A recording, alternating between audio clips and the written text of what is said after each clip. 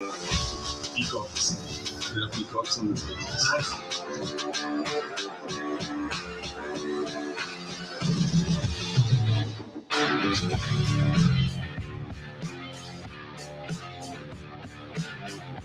Morning.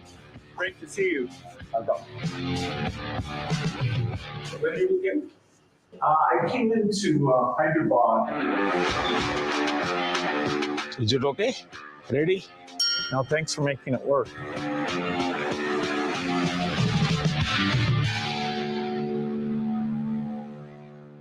Bill आपका स्वागत है और मुझे खुशी हुई। वैसे इस बार हमारे मिलने में शायद बहुत बड़ा गैप हो गया। G20 की पहले हमारी काफी बातें हुई थी और आपने देखा होगा कि G20 एक प्रकार से काफी दाएं बाएं चल रहा था।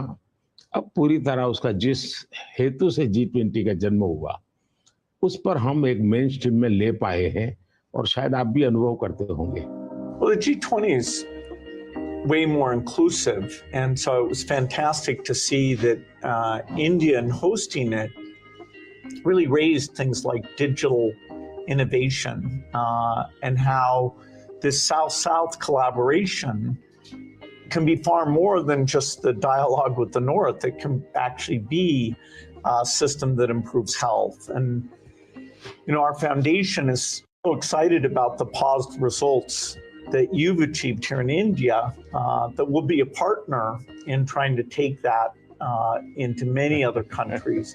आपकी बात सही है। जब मैं इंडोनेशिया में भी G20 में गया था तो दुनिया के सभी देशों की क्यूरियोसिटी ये थी कि आपने ये डिजिटल रिवॉल्यूशन कैसे लाया है। और तब मैं उनको समझाता था, एक तो मैंने इस टेक्नोलॉजी को डेमोक्रेटाइज कर दिया है, ये किसी की मोनोपोली नहीं रहेगी, ये जनता का होगा, जनता के द्वारा होगा और जनता में जो भी उभरती हुई टैलेंट इसमें वैल्यूएशन करेगी वो करती चलेगी, ताकि कॉमन मैन को भी टेक्नोलॉजी पर विश्वास पैदा होना चाहिए। जैसे 10 डॉक्टर होते हैं, सब MBBS होते हैं, लेकिन एक डॉक्टर के पास ज्यादा लोग जाते हैं क्योंकि उसका भरोसा बन गया है। In areas like digital government, India is not only adapting technology, but it's actually leading the way. What are some of the things you're excited about? Health, agriculture and education. मैंने जो आरोग्य मंदिर बना है, 2 लाख आरोग्य मंदिर, आयुष्मान आरोग्य मंदिर विलेजेस में, ये जो मेरे हेल्थ सेंटर है उनको मैं डायरेक्टली मॉडर्न टेक्नोलॉजी से बेस्ट हॉस्पिटल के साथ उनको जोड़ देता हूँ। पहले शुरू में उनको लगता था कि डॉक्टर तो है नहीं, मुझे देखे बिना कैसे बताता है, लेकिन बाद में उनको समझ आया कि टेक्नोलॉजिकल इंस्ट्रूमेंट और सैकड़ों किलोमीटर दूर बैठा हुआ डॉक्टर भी उनको सही डायग्नोसिस कर रहा है, सही एडवाइस कर रहा है। तो लोगों का कॉन्फिडेंस बढ़ रहा है। जितना बड़ी हॉस्पिटल में होता है उतना ही छोटे आरोग्य मंदिर में हो रहा है। तो ये डिजिटल प्लेटफॉर्म की कमाल है। और दूसरी बात एजुकेशन, मैं बच्चों को बेस्ट एजुकेशन पहुंचाना चाहता हूँ। टीचर की जो कमियां है उसको मैं टेक्नोलॉजी से भरना चाहता हूँ। दूसरा, बच्चे का इंटरेस्ट विजुअल में है, स्टोरी टेलिंग में है, तो उस प्रकार के कंटेंट बनाना, उस दिशा में मैं काम कर रहा हूँ ताकि बच्चों को लगना चाहिए। और मैंने कुछ सर्वे किया, मैंने देखा बच्चों को बड़ा मजा आ रहा है। मेरे यहाँ एग्रीकल्चर में भी मैं बहुत बड़ा रिवॉल्यूशन ला रहा हूँ और मैं माइंडसेट बदलना चाहता हूँ। In one of the themes I think India brings to technology is that it should be available for everyone, actually lifting up those who need it the most. जब मैं दुनिया में डिजिटल डिवाइड की बात सुनता था, मैं कहता मेरे देश में मैं ऐसा कुछ नहीं होने दूंगा कि डिजिटल डिवाइड हो। और डिजिटल पब्लिक इंफ्रास्ट्रक्चर ये अपने आप में बहुत बड़ी रिक्वायरमेंट है। आज मेरे यहाँ गांवों तक मैं ये डिजिटल फैसिलिटी पहुंचाना चाहता हूँ। तो मुझे लगता है वो बहुत बड़ा टारगेट ग्रुप है। महिलाएं तुरंत नई चीजों को स्वीकार करती है, ये मेरा अनुभव है मेरे देश में। उनके अनुकूल कौन सी चीजें मैं टेक्नोलॉजी में ले जाऊंगा तो वो एकदम से एक्सेप्टेबिलिटी बनती है। मैंने एक कार्यक्रम लिया है, नमो ड्रोन दीदी। इसके पीछे मेरे 2 लक्ष्य हैं। एक तो मैं भारत के गांवों में 3 करोड़ महिलाओं को लखपति दीदी बनाना चाहूँ, और वो भी एक गरीब परिवार से। तो मैं एक साइकोलॉजिकल चेंज करना चाहता हूँ। ये छोटी छोटी चीजें नहीं, बड़ी चीजें करनी है। दूसरा, गांव में महिलाएं मतलब यही काम करेगी, भैंस को चराएगी, गाय को चराएगी, दूध दोएगी, नहीं। मैं उसके हाथ में टेक्नोलॉजी देना चाहता हूँ। मैं साइकोलॉजिकल चेंज लाना चाहता हूँ। गांव के सब लोगों को लगना चाहिए कि ये हमारे गांव को बदल रही है। एग्रीकल्चर को मैं आधुनिक बनाना, वैज्ञानिक बनाना की जरूरत मैं देखता हूँ, और उसीलिए मैंने ड्रोन दीदी का, और बहुत सक्सेसफुल चल रहा है। मैं इन ड्रोन दीदी से इन दिनों बातें करता हूँ, उनको इतनी खुशी है। वो कहते हैं हमको साइकिल चलाना नहीं आता था, आज हम पायलट बन गए, हम ड्रोन चला रहे हैं। सोचने का तरीका बदल गया है।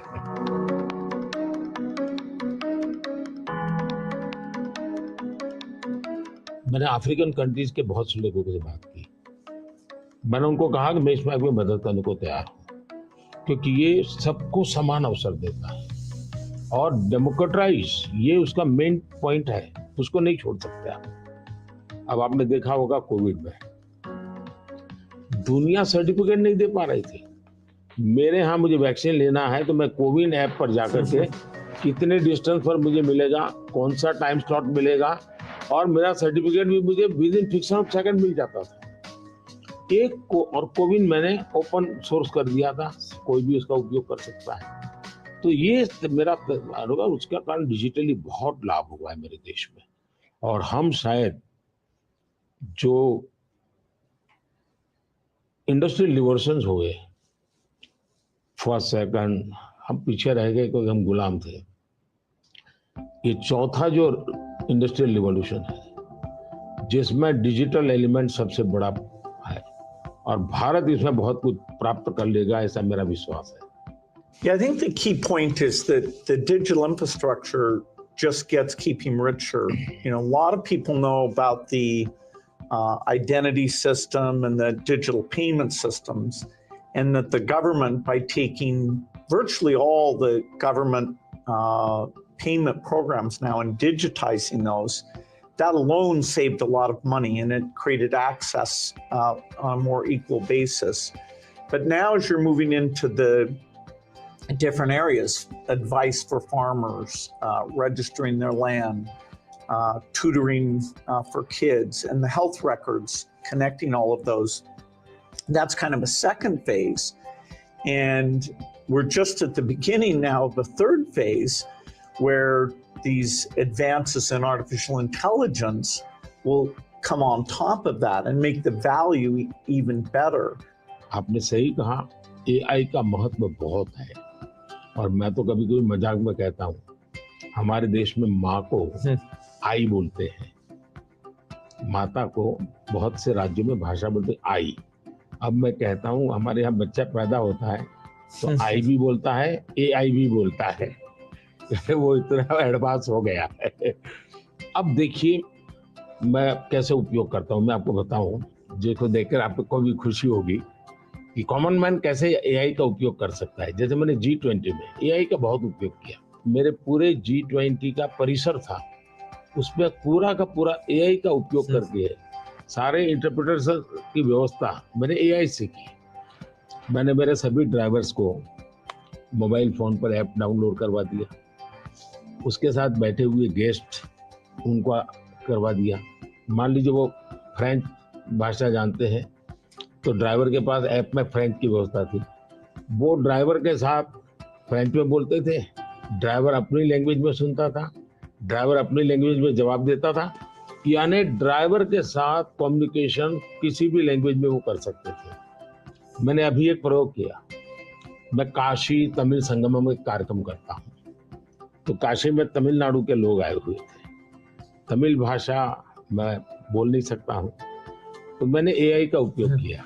मैं हिंदी में बोला और सबने मेरा भाषण तमिल में सुना AI के द्वारा।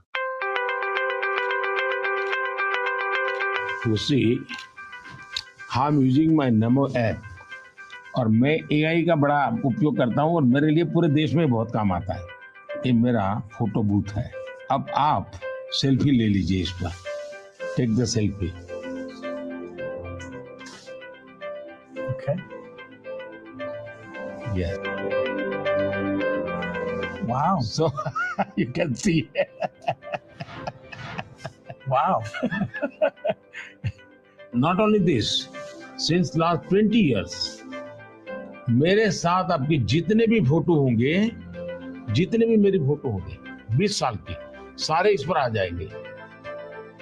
कभी और किसी पब्लिक फंक्शन में मान लीजिए आपका एक 1/10 पार्ट दिख रहा है, तो वो फोटो में भी अगर मैं दिखता हूँ और आपका 1/10 भी दिखता है, वो भी उसको वो रिकॉग्नाइज करके ले आता है।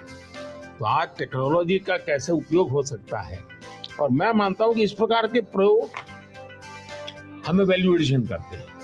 अब पहले क्या होता था, मैं कहीं जाता था, कोई फोटो मांगता था, देते थे। आज मैं कहता हूँ भाई तुम AI पर जाओ, मेरे नमो ऐप पर जाओ, फोटो बूथ में जाओ, खुद की सेल्फी ले लो, आपको आपके साथ मेरा जितना भी फोटो होगा कि कोने में आप खड़े होंगे तो मिल जाएगा।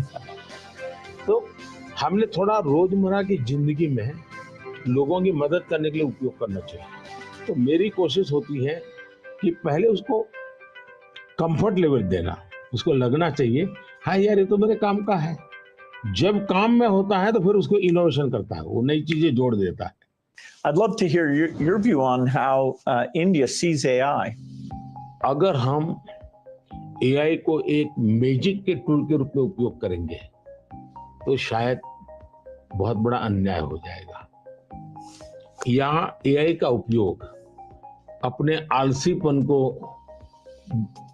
बचाने के लिए मैं करता हूँ कि भाई मुझे किसी को चिट्ठी लिखनी है, मैं ड्राफ्ट नहीं करूँगा, मैं चैट GPT को कह दूंगा कि मेरी चिट्ठी ड्राफ्ट करके दे दो, तो ये गलत रास्ता है। मुझे तो चैट GPT के साथ कंपटीशन करना चाहिए, मैंने उसके साथ लड़ाई लड़नी चाहिए कि नहीं तुम ठीक नहीं कर रहे हो, तुम ये शब्द की जगह ये क्यों नहीं लाए, तो मैं AI से आगे जाने की कोशिश करूँ। अब जैसे हमारे यहाँ बहुत सारी लैंग्वेजेस हैं, बहुत सारी बोलियां हैं, मैं AI को कहता हूँ आप इन बोलियों को पकड़िए। मेरे एस्ट्रोनॉट्स को इंट्रोडक्शन के लिए गया था, तो हमारे एस्ट्रोनॉट्स किस प्रकार से काम करने वाले थे, तो रोबोट से मैं बात कर रहा था।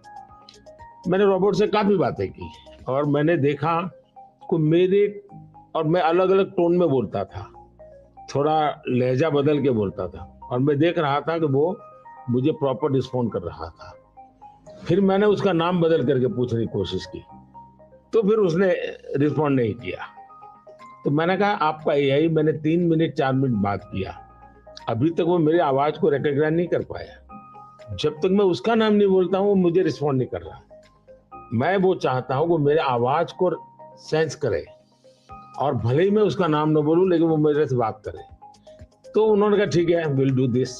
तो मैं हर बार नई चैलेंज देता रहता हूँ। Yeah, it's early days in AI, and I think everyone who uses it, in the same day you're surprised at how good it is, and you're also surprised at how bad it is.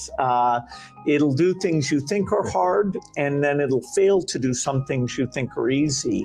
I started my trip here in Hyderabad, which was a nice occasion because Microsoft is celebrating 25 years in the country, and that's been such a fantastic experience.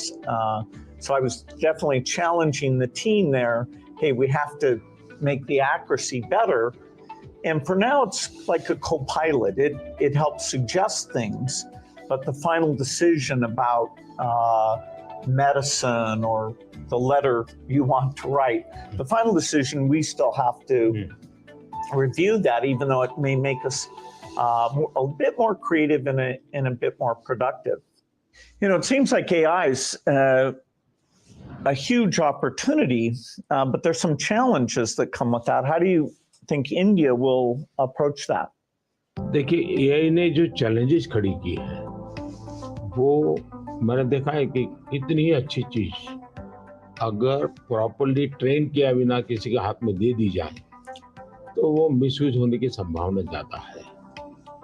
अब मैंने AI से जुड़े सारे brain से उनसे भी बात की। मैंने कहा शुरू में हमने कोई भी AI जनरेटेड चीज है उस पर आना चाहिए वाटरमार्क कि ये AI जनरेटेड है, ताकि कोई मिसगाइड ना हो।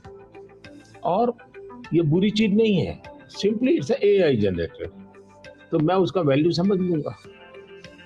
डीप फेक भारत जैसे डेमोक्रेटिक कंट्रीज में और इतनी विशाल कंट्री में कोई एक डीप फेक में कुछ भी चीज डाल दे, जैसे मेरे ही वॉइस में कुछ ऐसी गंदी चीज डाल दे, तो शुरू में तो लोग मान जाएंगे, तो बहुत बड़ी आग लग जाएगी। तो ये जरूरी है कि डीप फेक AI जनरेटेड और ये सोर्स है, ये आज शुरू के दिनों में, आगे चल करके क्या होगा जरूरत नहीं पड़ेगी शायद, लेकिन ये हमने कुछ डूज एंड डोंट्स उस पर सीरियसली सोचना पड़ेगा। उसी प्रकार से मैं AI से पहले काम वो लूं जिसकी मेरी महारत हो और मैं थक गया हूं सो जाऊं वो कर लेगा, तो वो ठीक नहीं है। जैसे हम कह देते कि भाई तुम 5 बजे उसको फोन लगा देना, तो AI कर देगा, या मैं कह दूंगा कि मेरा वो गाना मुझे सुना दो, तो कर देगा। तो मुझे पता होना चाहिए ना कि भाई मुझे इस समय किस गाने को सुनने की जरूरत है, मेरे लिए क्या रिक्वायरमेंट है। अगर मैं ये ना कर दूं, मेरे से टूल का ही उपयोग करने के लिए खेल खेलता रहूं, तो शायद मैं वैल्यूएशन नहीं कर पाऊंगा, टाइम पास कर लूंगा। In the AI world, data is so important, and yet people have concerns, privacy concerns. How do we strike the balance there? Data एक बहुत बड़ा इश्यू बना हुआ है, हमने उसकी सिक्योरिटी भी देखनी चाहिए। भारत में कानूनी व्यवस्था तो की है, लेकिन लोगों को भी अवेयर करना पड़ेगा। अब जैसे मैंने आज हमारे देश में यूनिवर्सिटीज वगैरह सारे सर्टिफिकेट क्लाउड में रखवा देता हूँ, ताकि खर्चा भी बचता है और जो भी रिक्वायरमेंट मिल जाती है। मेरे यहाँ कंप्लायंसेस की जरूरत होती थी, मेरे सारे कंप्लायंसेस की जरूरत नहीं है, आप अपना डेटा एक क्लाउड पर डाल दीजिए, मुझे आपका आइडेंटिटी दीजिए, मुझे जो जरूरत है मैं उसमें से ले लूंगा। तो मैं नागरिकों का ईज ऑफ लिविंग के लिए टेक्नोलॉजी का बहुत उपयोग कर रहा हूँ। सर्विसेज के लिए पहले करता था, अब मैं ईज ऑफ लिविंग के लिए कर रहा हूँ। Yeah, data is definitely it's going to be very exciting that we'll be able to preserve privacy and still learn a lot from the data. Like which crop should you plant? If we get all the data from the farmers without their names, so we don't invade their privacy, but giving better farmer advice, or seeing here in India, the top 10% of teachers are so good, and saying, okay, what are they doing, and how do we spread that to the other people? Or even if there's some new nutrition approach, sometimes it works and sometimes not. And so because you have the medical record, the ability to kind of track and say, okay, this is working very well, or this isn't, we can be a lot smarter without threatening individual privacy. मैं इसको दो तरह, एक हमें common man को भी quality data के लिए ट्रेन करना पड़ेगा। हमारे डेटा में क्वालिटी होनी चाहिए, क्लैरिटी होनी चाहिए। दूसरा, डेटा ओनर को मालूम होना चाहिए कि जो मेरे से डेटा मांग रहा है वो किस काम के लिए मांग रहा है। अगर वो उसके साथ एग्रीमेंट करके उसमें से कमाई करना चाहता है तो उसको अलाउ करना चाहिए कि और पहला, उसको प्रायोरिटी रिसर्च के लिए होनी चाहिए। रिसर्च के डेटा की वैल्यू ज़्यादा ना हो, ताकि वरना रिसर्च बहुत महंगा हो जाएगा। और रिसर्च करने वाले इंस्टीट्यूट ने भी उसको एश्योरेंस देना चाहिए कि तेरे डेटा का मैं जो उपयोग कर रहा हूँ वो इसी काम के लिए होगा, ये ग्लोबल गुड के लिए है, कॉमन मैन गुड के लिए। तो मैं मानता हूँ दुनिया में कोई भी व्यक्ति इनकार नहीं करेगा। I think it's interesting that some of these digital systems create efficiency by getting rid of the middleman, and that's super beneficial. मैं तो कभी-कभी कहता हूँ कि मैं ऐसी सरकार चलाना चाहता हूँ, एज फार एज मध्यम वर्गीय जो वर्ग है उसकी जिंदगी से सरकार बाहर निकल जाए, उसकी जिंदगी में सरकार की कोई जरूरत ही ना हो। जो गरीब है जिसको सरकार की जरूरत है वहां सरकार भरपूर हो, लेकिन जिसको कोई जरूरत नहीं, बिना कारण सरकार जाकर के उसको कोई ये लाओ वो लाओ, ये करो वो करो करती रहती है, तो वो बंद हो जाएगा। और इसलिए मेरी कोशिश यही है कि हमारा प्रयास यही रहेगा कि हम इसको करें। In 2015, one of the great things we did together was you came to Paris for that mission innovation. That was fantastic. Yes. Climate के संबंध में हम दोनों के विचार एक ही प्रकार के हैं और आपने बहुत सक्रियता से भूमिका भी अदा की। तो उस समय ओबामा, आप, मैं और फ्रांस के प्रेसिडेंट हम मिले थे और तब हम लोगों ने डिटेल में चर्चा की थी हम इसको वे फॉरवर्ड कैसे ले जाएं। लेकिन दुर्भाग्य से वो बात ज़्यादा आगे चली नहीं। लेकिन G20 के बाद क्लाइमेट को लेकर एक वातावरण बना है कि भाई सब लोग अपनी अपनी जिम्मेवारी अदा करेंगे। तो जो हमने बीज बोए थे और जिसमें आपकी भी बहुत बड़ी भूमिका थी, वो अब कुछ वटवृक्ष के रूप में सामने आएगा, ऐसा मुझे लग रहा है। मैं समझता हूँ क्लाइमेट एक ऐसा विषय है, जरा खुले में जाकर के हम लोग बात करते हैं।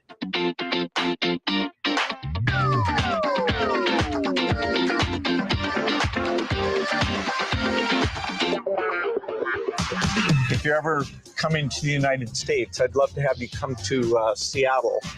I'll be happy to come. No, fantastic. Come over here. Yeah. Is it okay? It is.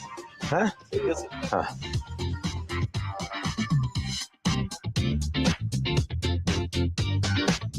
Climate को लेकर के हम बात कर रहे थे। भारत, मुझे बहुत खुशी है कि हम रिन्यूएबल एनर्जी के क्षेत्र में बहुत तेजी से आगे बढ़ रहे हैं। सोलर एनर्जी, विंड एनर्जी, हम काफी काम, हम न्यूक्लियर के अंदर काफी तेजी से आगे बढ़ना चाहते हैं। उसी प्रकार से ग्रीन हाइड्रोजन को हम बहुत तेजी से आगे बढ़ना चाहते हैं। मैं तमिलनाडु में था तो हमने एक हाइड्रोजन से चलने वाली बोट मैंने वहां से रवाना की, जो काशी में मेरे जो टूरिस्ट आते हैं उनके लिए ये एनवायरनमेंट फ्रेंडली, पॉल्यूशन फ्री ये बोट काशी से अयोध्या के लिए चलाने के लिए मैंने सोचा है, ताकि क्लीन गंगा की मेरी जो मूवमेंट है उसको भी मदद मिलेगा, एनवायरनमेंट कॉन्शियस सोसाइटी के लिए भी वहां से एक मैसेजिंग होता रहेगा। Well, India brings to the climate change a rich history of caring about the environment. How do you see connecting those? हमारे यहाँ रीयूज, रिसाइकल ये हमारे नेचर में है। अब देखिए ये जो जैकेट है ये रिसाइकल मटेरियल का है, लेकिन ये रिसाइकल मटेरियल की भी विशेषता है। इसकी विशेषता ये है, जो टेलर के यहाँ कपड़े के टुकड़े निकलते हैं ये सारा वेस्ट इकट्ठा किया हुआ है, फिर जो पुराने कपड़े हैं उसको भी इसमें लिया हुआ है और 30-40% वेस्ट प्लास्टिक बोतल को लिया हुआ है और उन सबको रिसाइकल करके ये कपड़ा बना है। Yeah, the innovation both here in India and the world is coming along.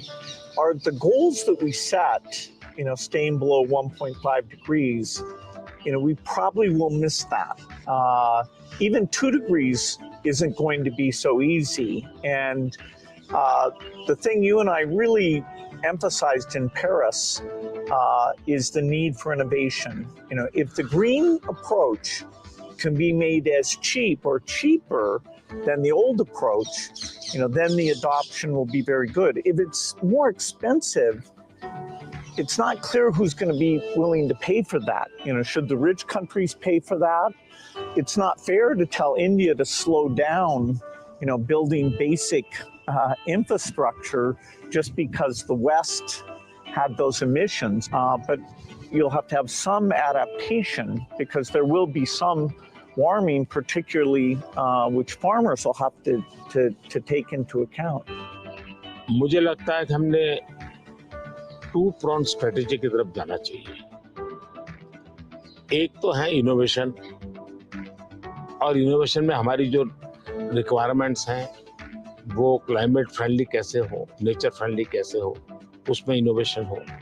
Bharat ने अभी अपने इस बजट में 1 लाख करोड़ रुपए का कॉर्पस फंड बनाया है और यंग जनरेशन को हमने कहा है कि आप इनोवेशंस के लिए आइए, 50 साल तक इंटरेस्ट फ्री लोन हम देंगे और आप इनोवेशन कीजिए।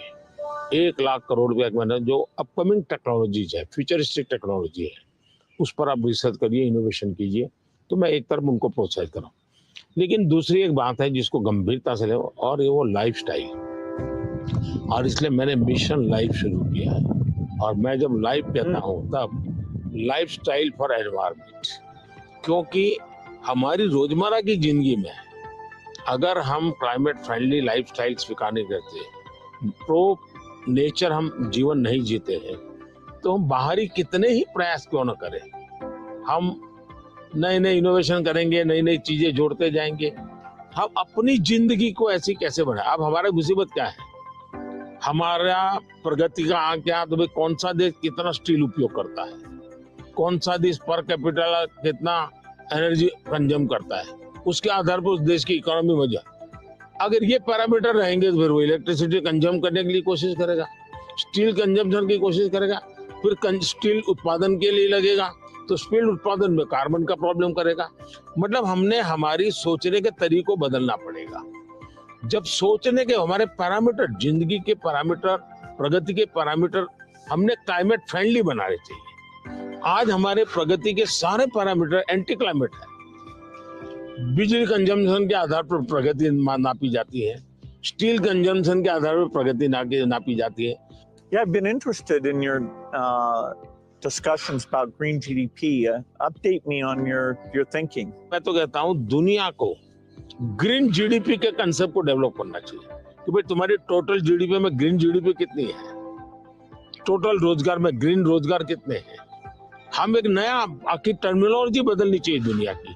तो मैं समझता हूँ कि समस्या का समाधान हो सकता है, लेकिन अगर मैं कहूँगा मैं तो जितना उपयोग करता हूँ करूँगा, मैं तो इतनी बिजली उपयोग करूँगा, मैं इतना पानी बर्बाद करूँगा, मैं ये करूँगा। Now, getting consumers involved in this, where they prefer the product that's the clean product when they're buying a car, when they're buying any product, and changing their food consumption. Even if they don't go all the way to be a vegetarian, they can eat less beef and more chicken, or less chicken and more fish. They can moderate a bit, and we know that also has some health benefit as well. Not only that, मैं तो कहता हूँ vegetarian में भी सोचने की improvement जरूरी है। वेजिटेरियन में जैसे मिलेट, मैं यूएन के साथ मिलकर के मिलेट ईयर मनाया। मिलेट का फायदा यह है कि एक तो बिल्कुल बंजर भूमि में मिलेट पैदा होता है, मिनिमम पानी चाहिए, कोई फर्टिलाइजर नहीं चाहिए, और ये सबसे उत्तम प्रकार का फूड है, ये सुपर फूड है। अगर हम मिलेट को प्रमोट करते हैं तो वेजिटेरियन होने के बावजूद भी बहुत सी चीजें हैं जो ज्यादा नुकसान करने वाली है, उसमें भी अगर मिलेट पर शिफ्ट करते हैं तो बहुत फायदा हो सकता है। Yeah, when I was in Odisha, they were talking about how millet had been popular a long time ago, and then it came out of favor, and now there's a joint program with the foundation and the government. It's coming back up, and they even took me to some shops where the women were there showing these very nutritious, and actually they tasted good to me, millet crops. So that's a good message for the world. Millet में इतना बढ़िया production आना शुरू हो गया, अच्छी अच्छी कंपनियां मिलेट प्रोडक्ट में आ गई, और एक प्रकार से उसका वैल्यूएशन हो गया, और कॉमन अब फैशन हो गई। हमारे यहाँ 5 स्टार होटल में जाइए तो मिलेट का मेनू अलग देते हैं, नॉर्मल वेजिटेरियन फूड का मेनू अलग देते हैं, और ज्यादा तो लोग मिलेट मेनू और उसके कारण मेरे छोटे किसान की इनकम भी बढ़ी है और पानी बहुत बचत हो रही है, तो बहुत बड़ा फायदा होने लगा है। Well, during the pandemic, it was fantastic that the vaccines got invented, and India made a lot of those. Sadly, in many countries, the fear of vaccination and even rumors about vaccines became a big problem. And you had actually very little of that here in India. So I'm curious, how did you manage the communication, and why do you think it came out better here? बहुत ही बढ़िया सवाल आपने पूछा है। एक तो मैंने virus के खिलाफ ये लड़ाई जो है, ये हम सबकी है, ये लोगों को प्रशिक्षित करने पर बल दिया। ये वायरस वर्सेस गवर्नमेंट नहीं है, ये लाइफ वर्सेस वायरस की लड़ाई है, ये पहली मेरी फिलॉसफी थी। दूसरा, मैं डे 1 से कम्युनिकेट करने लगा सबसे डायरेक्ट मेरे देश के लोगों से बात। मैं खुद सारे प्रोटोकॉल पब्लिकली फॉलो करने लगा, सब चीजें पब्लिकली मैं उदाहरण के रूप में जाने लगा लोगों के सामने। फिर मैंने कहा भाई ताली बजाओ, थाली बजाओ, दिया जलाओ। हमारे देश में इसकी बड़ी मजाक करने का प्रयास हुआ, लेकिन मुझे लोगों को विश्वास में लेना था कि भाई हमें ये लड़ाई साथ लड़नी है। जब ये विश्वास बन गया कि हमें अपनी जिंदगी बचानी है और औरों की जिंदगी बचे इसमें मदद करनी है, तो एक प्रकार से मास मूवमेंट बन गया। और उसके कारण मुझे बाद में जो भी चीज कहता था देशवासियों को, वो मुझे मदद करते। फिर मुझे क्वेश्चन नहीं करते थे कि मास्क लगाना चाहिए कि नहीं लगाना चाहिए, उनको लगता था। और लोग भी एक दूसरे को कहते थे मास्क लगाओ। तो ये जन आंदोलन बन गया। एंड डेमोक्रेटिक वे में डंडे से काम नहीं होता है, आप लोगों को एजुकेट कीजिए, उनको कन्विंस कीजिए और उनको साथ लेकर के चलिए। ये मेरा बहुत बड़ा अभियान रहा और उसके कारण मुझे वैक्सीन में बहुत बड़ी सभा, किसी ने मुझे रोका नहीं। आर्थिक रूप से मुझे बहुत बड़ा बोझ आया क्योंकि मुझे वैक्सीन बनाने में रिसर्च करनी थी, फिर विश्वास दिलाना था यही वैक्सीन चलेगी, तो मैं खुद सबसे पहले वैक्सीन लेने लग गया।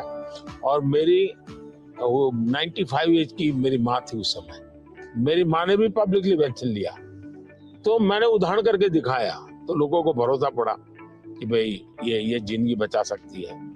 आने वाले दिनों में मैं सर्वाइकल कैंसर को लेकर के, खास करके बच्चियों के लेकर, मैं भारत में इस बार बजट में हमारी जो साइंटिस्ट हैं उनको बजट देना चाहता हूँ और मैं उनको कहना चाहता हूँ इसमें भी आप लोकल रिसर्च कीजिए, वैक्सीन बनाइए और बहुत ही कम पैसों में मैं मेरे देश की सभी बच्चियों का वैक्सीनेशन करूं और किसी भी बच्ची को कैंसर की संभावना ही न रहे वो स्थिति पैदा करूं। उस दिशा में इन दिनों में काम कर रहा हूं। जब मेरी नई सरकार बनेगी तो मैं सबसे पहले उस दिशा में काफी पैसे रिसर्च में लगाना चाहता हूं ताकि मेरी बच्चियों की जिंदगी बचे। मैं एक इंटरेस्टिंग बात बताना चाहता हूं। सरदार वल्लभ भाई पटेल 1930 के आसपास अहमदाबाद म्युनिसिपल कॉर्पोरेशन, उस समय नगर पालिका होती थी, उसके मेयर थे और उस समय एक एपिडेमिक की स्थिति पैदा हुई, वैक्सीनेशन करवाना था।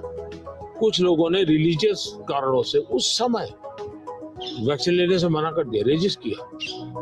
तो सरदार वल्लभ भाई पटेल ने बड़ा कड़ाई की और कंपल्सन किया कि मुझे सारे की जिंदगी बचानी है। यानी ये रेजिस्टेंस दुनिया के हर देश में सदियों से चला आया रहा, लेकिन अगर उसको ओपन अप करके हम करें तो शायद ठीक हो जाता है। तो मैंने सुना है कि आप गुजरात में स्टैच्यू ऑफ यूनिटी पर जा रहे हैं, आपने शायद उसके विषय में कुछ पढ़ा होगा, आपने जाने का कार्यक्रम बनाया है तो? I'm very much looking forward to that. I understand it's quite grand, much bigger than the Statue of Liberty. So that'll be fun to see. And also to meet some of the women's groups there and hear how they've gotten involved in tourism or how they see all the work that they do. इसकी बड़ी interesting story है, background information मैं आपको देना चाहूंगा। सरदार वल्लभ भाई पटेल की विशेषता ये रही थी, भारत को एक करने में उन्होंने बहुत बड़ी भूमिका निभाई थी, यूनिटी में बहुत बड़ा रोल किया। तो मैं जब गुजरात का मुख्यमंत्री था, मैंने एक मास मूवमेंट शुरू की। मैंने लोगों को अपील की कि हर गांव से मुझे खेत में जो उपयोग किया है औजार, उसका लोहे का टुकड़ा चाहिए। हर गांव से एक लोहे का टुकड़ा चाहिए और वो चाहिए क्या, जिसका कभी न कभी खेत में उपयोग किया है। तो हिंदुस्तान के 6 लाख गांवों से मैंने किसानों से लोहे का टुकड़ा इकट्ठा किया, उसको मेल्ट किया और उसका मैंने स्टैच्यू में उपयोग किया है। दूसरा, मैं हर गांव से मिट्टी लाया, उस मिट्टी का मैंने एक यूनिटी वॉल बनाया है। तो हिंदुस्तान के 6 लाख गांवों की मिट्टी उसमें है और मेरा उसके पीछे स्पिरिट है यूनिटी का। हमने इतने बड़े देश की विविधताओं के बीच में एकता कैसे बनानी, उसके लिए मैंने स्टैच्यू बनाया और स्टैच्यू ऑफ लिबर्टी से ये डबल साइज का है, ये दुनिया का सबसे बड़ा ऊंचा स्टैच्यू और कम से कम समय में बनाया।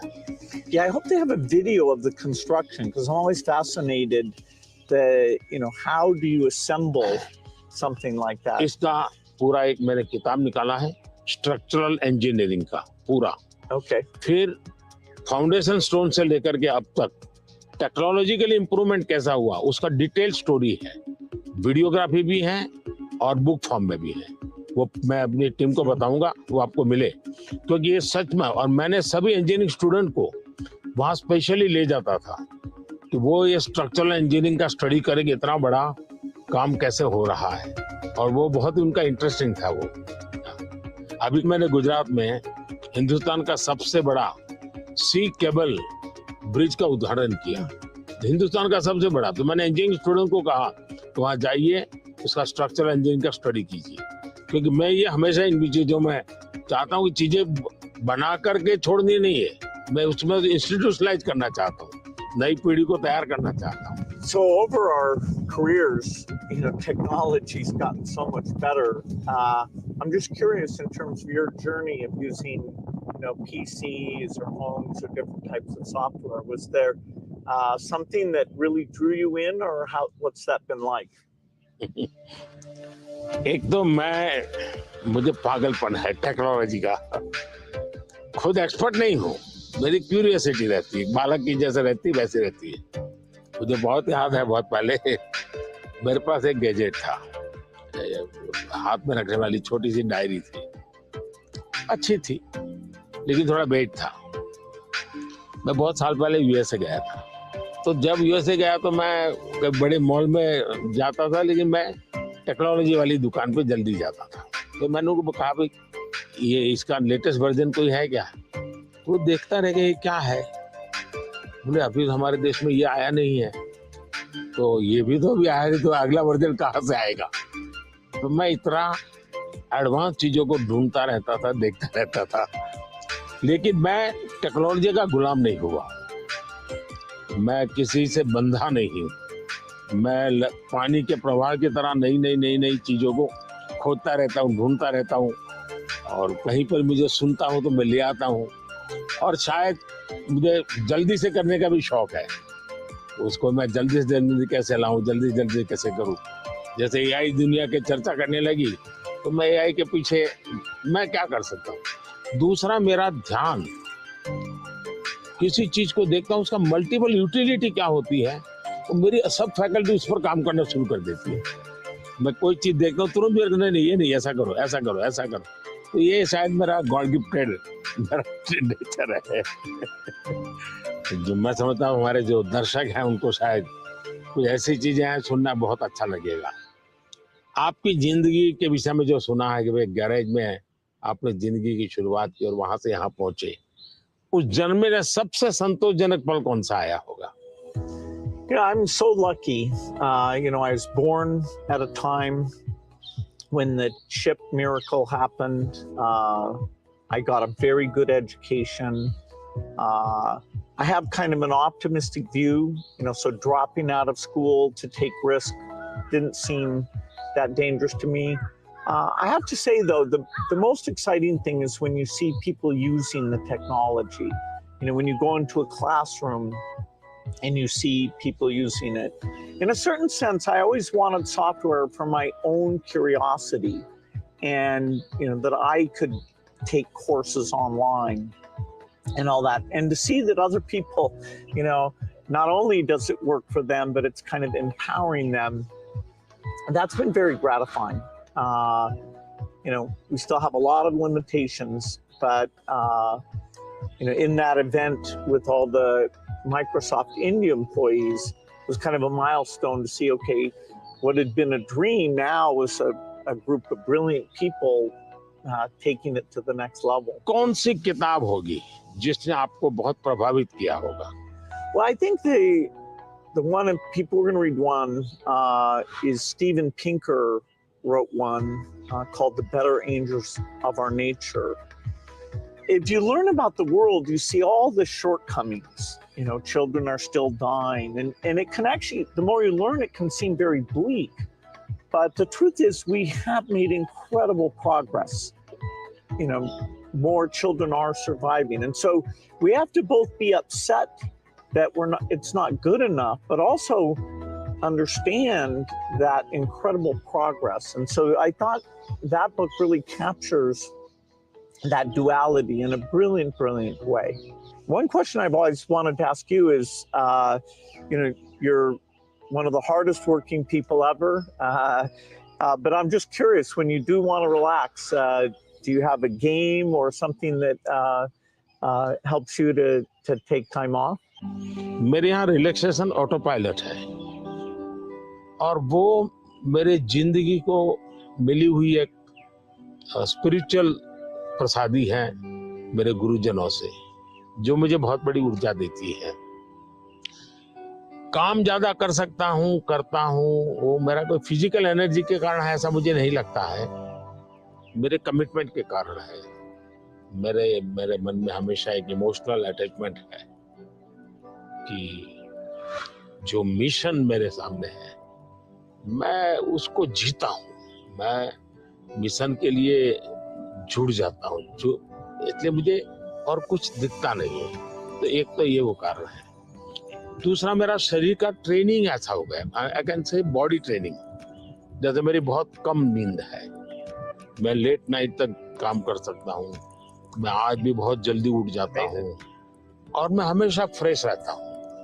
और ये कारण था मेरा, जब एक कालखंड था जब मेरा हिमालयन लाइफ था, तो उसमें एक हमारी परंपरा रहती थी, जो संन्यास्त परंपरा में ब्रह्म मुहूर्त में स्नान करना, तो करीब वो 3:20 3:40 के बीच में होता है सुबह मॉर्निंग में। तो मैं उन चीजों से बड़ा आदी बना हुआ था, तो मेरा बॉडी एक प्रकार से ट्रेन हो चुका है और इसलिए मुझे रिलैक्स करने के लिए कुछ एक्स्ट्रा किसी चीज की जरूरत नहीं पड़ती। और उसके कारण एक कमी भी है कि मैं कोई एक्स्ट्रा एक्टिविटी जानता भी नहीं हूँ, क्योंकि मैं इसी में लगा रहता हूँ, अपने काम में नया नया करता रहता हूँ। तो ये एक अच्छाई भी है, कमी भी है। Well, we've had fantastic partnership working together, and I see many opportunities to do even more. So look forward to talking again, whether it's the next time I'm here or hopefully I'll see you in Seattle sometime. मुझे बहुत अच्छा लगा और कई विषयों पर ऐसे गप्पे मारने का मौका मिला। वैसे भी जब भी मैं आपके साथ मिला हूँ, मैंने आपका काफी समय भी लिया है हमेशा, क्योंकि आप पूरी दुनिया घूमते हैं, आपके मन में गरीबों के लिए कुछ करना, न्यूट्रिशन में कुछ करना, एजुकेशन में कुछ करना, हेल्थ में करना, ये मैंने फील किया है कि आप मन से कमिटेड हैं। तो मुझे हमेशा लगता है कि आपके पास नए विचार होते हैं, नए, और आज भी आप नए विचारों के लिए उत्साहित होते हैं। आप आराम से जिंदगी गुजारना नहीं चाहते, तो इसलिए मुझे हमेशा आपके साथ बात करना अच्छा लगा है और मुझे हमेशा कुछ न कुछ जानने को मिला है, सीखने को मिला है। और मैं सोच भी नहीं सकता हूँ कि आपका राजनीति से कोई लेना देना नहीं है। मैं पूरी तरह राजनीति में डूबा हुआ व्यक्ति हूँ, लेकिन हमारे बीच में ऐसी वेवलेंथ है कि हम दोनों अगर साल में 4-6 बार नहीं मिलते तो कभी महसूस होती है। लेकिन आज आए, आप समय निकाला, मुझे बहुत अच्छा लगा। मैं आपका बहुत आभारी हूँ।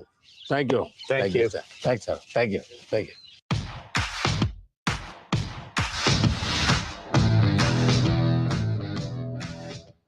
तो प्रधानमंत्री नरेंद्र मोदी और माइक्रोसॉफ्ट के संस्थापक बिल गेट्स